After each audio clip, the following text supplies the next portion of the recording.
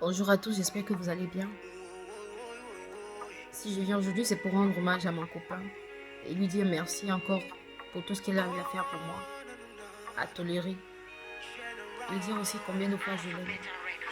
Et pour vous qui me suivez, pour la petite histoire, c'était mon amour d'enfance. Nous nous aimions tellement parce que j'étais fille de pasteur. Mon papa, lui, il avait des principes. Il ne m'interdisait pas mes relations, mais il disait pas de sexe avant le mariage. Alors à ce dernier, je lui ai imposé ceci, il a accepté. Au bout de 2 ans, c'était toujours pas de sexe. On s'aimait, il a fait ses preuves. Il faisait des choses que des hommes aujourd'hui, pour qu'ils te le fassent, il faudrait que tu lui donnes d'abord. Vous voyez ce que je veux dire? Alors il a constaté à un moment donné que je n'étais plus la même, parce que mes fréquentations avaient changé. La cupidité m'a envahi soudainement et j'avais envie d'explorer, de découvrir d'autres personnes. J'en avais marre de lui en fait. Alors je l'ai abandonné. En gros, je l'ai abandonné, j'ai commencé à découvrir d'autres personnes.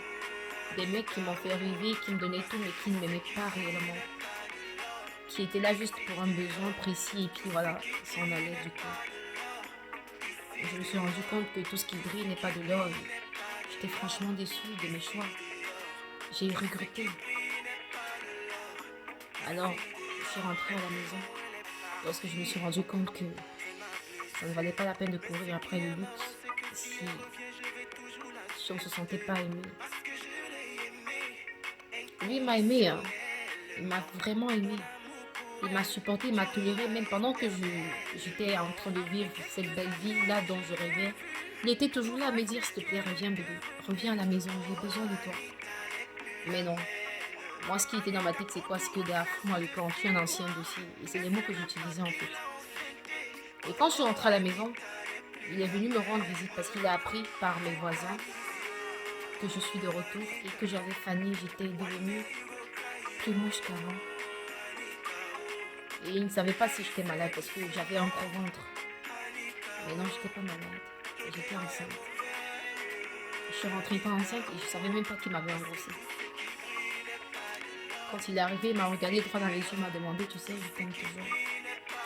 J'aimerais être le père de cet enfant que tu portes dans ton ventre. Alors j'ai commencé à pleurer. Je savais même pas si je devrais accepter. Si je devais accepter, mais c'est pas parce que je n'avais pas le choix, mais je l'aimais toujours. J'ai accepté sa proposition. Il m'a fait comprendre que personne n'est parfait, que c'est par nos erreurs qu'on mourit. Salatiel, tu es trop fort. Cette histoire-là, non. Massa, une gago porter le belait dehors. Jusqu'à tu l'as, il y a toujours mon.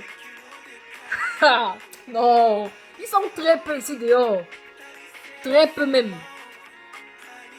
Et vous les gars qui avez les longs yeux là. Voilà une chance qui s'offre encore à Anita. Elle va pas souffrir à tout le monde. Hein. Je suis désolée. Faut faire attention. Tout ce qui brille ici dehors n'est pas de l'or. Quand tu vois une fille avec ses bling bling, tu ne sais pas comment elle a avoir pour avoir ça.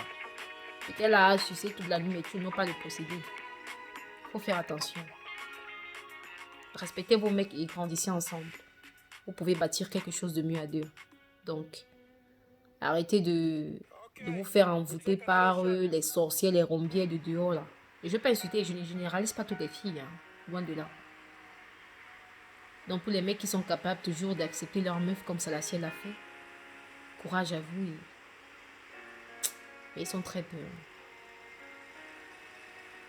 Big up à vous.